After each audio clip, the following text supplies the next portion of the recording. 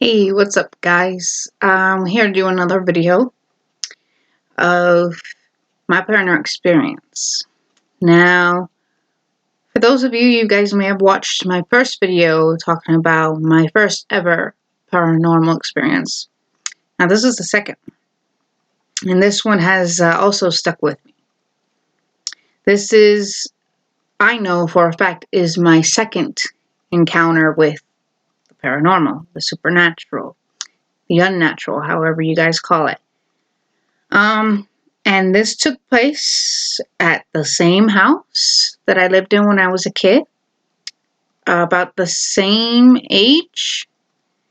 And but this one I can totally describe right off the bat of what it looked like.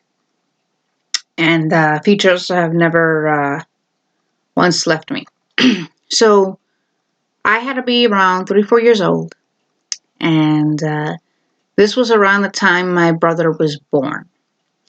Now, this particular night, I woke up feeling overwhelmed and uncomfortable and just wanted a hug, and I was around 3-4 years old, and around that age, no 4-year-old, no 3-year-old, no 4-year-old is going to come out and say, I'm overwhelmed, I'm anxious.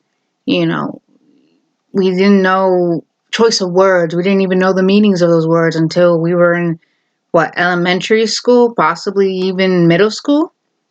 So when I was younger, I wanted a hug, and I was feeling very lonely and rather scared of how I was feeling because I didn't know how I was feeling. Didn't know how to word it. I mean, 4 years old, how is a 4-year-old supposed to act?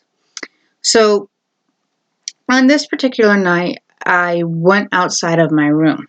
Now, excuse me, just to give you an understanding of the layout, if you were to come out of my room, you just entered the hallway. Now, to your left, at the end of that hallway, was my parents' room. And adjacent to that room was the bathroom. And if you were to go back to coming out of my room, right up ahead, just a little off to your right, is the stairs. And then at the end of that hall to your right was my little brother's room. So I ventured out of my room and went to my left and ran to my mom and dad's room. And I remember banging on the door, telling them, mommy, daddy, again, not sure how. I didn't like how I was feeling. I kind of felt afraid how I was feeling. I was trying to get their attention. So I'm going like this, mommy, daddy, and no one's answering the door to their bedroom. And I look back, and I know this was me for a fact. I know this was me. I know I did this. Where, for those of you out there who are aware of an old 90s show called Big Bad Beetleborgs, the face of the Dracula character came out of nowhere, and I knew, it was like, okay, that's probably me doing okay, whatever. Yet I was still banging on the door. Still banging on the door and everything, and I remember, okay, hang on, I'm sorry, buddy, I'm sorry. You don't like this story? Alright, go. Okay, sorry about that. But, so I was banging on the door and no one came out. And, it's kind of funny because I still to this day feel like, now my mom would disagree because I have talked to her about this particular day. And she goes, well, I've never ignored you. I was probably asleep. To be quite honest, I have to disagree because even if you're a deep sleeper, you're going to hear your kid in distress, mommy, you're going to hear your kid in distress. And even then it's like, something's not right. But, at that moment in time, I felt like I was being ignored because no one was coming to the door and basically I was alone. So as I'm still knocking on the door, banging on the door, trying to get them to come out, so I can have a hug or go in the room, something, I turned around and lo and behold, there was an entity standing right in my brother's room, right up against, not up against the wall, but like its back was to the wall. And mind you, I'm banging on the door, yet I'm still having my attention to it. And it was standing there. And the one thing for sure, the features were like still to this day, like if like as if it's standing right in front of me. I can give you a solid description of it. It was wearing a very long coat, um, almost like um, almost like a cowboy coat.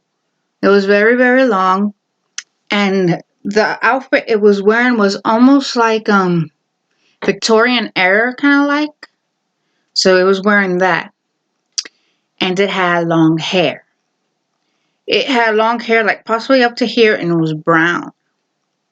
And the face had like have I'm sure a lot of people have gone to the store or somewhere on a really really hot day, and you can see the heat coming off the blacktop, and that sort of effect was around in front of the being's face.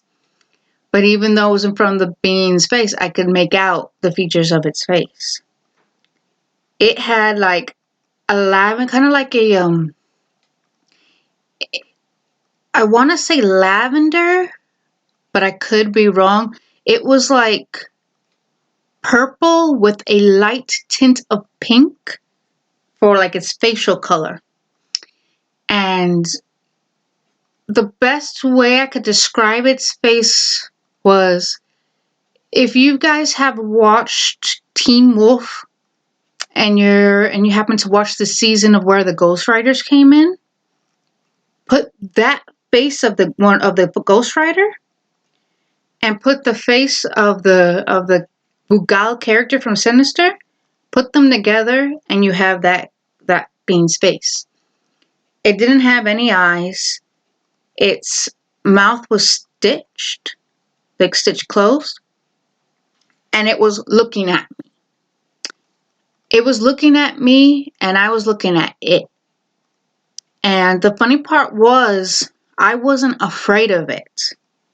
That was the funny part. I was not afraid of it. You know, I was looking at it, keeping my eye on it, and banging on the door. And the funny part was it was standing there. At no point did it come at me. At no point did it even do anything. It was just standing there staring at me. And quite honestly, like I said before, I wasn't afraid of it. Um, it was just standing there. And at that moment in time, it was like, all right, well, I don't care about you. I care about getting a hug or something. And so at that moment, kind of knowing fully well no one was going to come out the door, no one was going to give me a hug, I'm like, great, pretty much I'm on my own.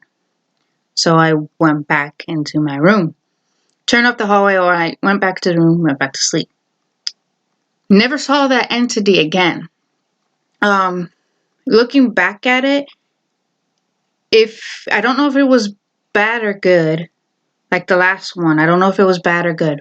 What I do know is that it never came back. If it really was evil, it probably was invited due to my loneliness, but it wasn't enough to give me enough fear for it to stay, because that's what they want. They feed on fear. They feed on that. If it was, maybe my loneliness was enough to invite it in, but not enough to keep it. Because I was looking at it dead in the eye, like, whatever. I want a hug. I don't, got nothing to do with you, dude. So I don't know. Or maybe it was just, perhaps despite its sinister looking appearance, perhaps it was something of good. And that it was its way of saying, you're not alone. It's okay.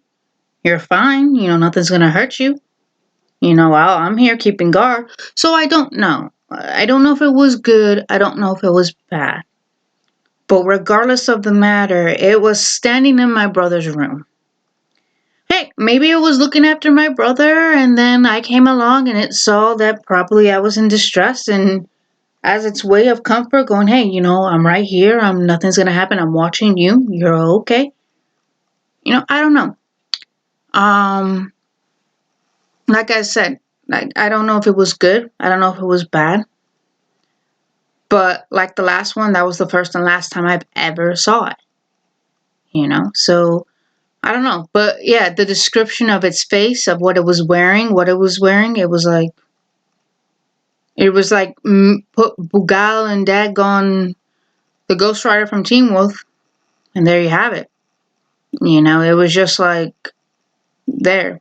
So that's my personal experience for paranormal experience for that one. That one I don't know for sure. I still just don't know.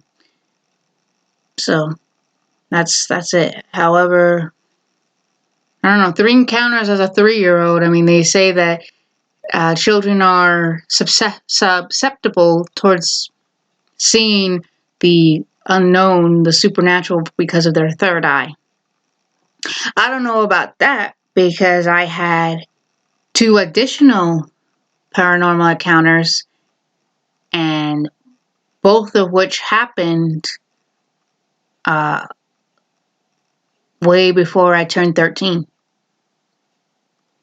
So that's my paranormal experience, my second one, and hope you enjoyed.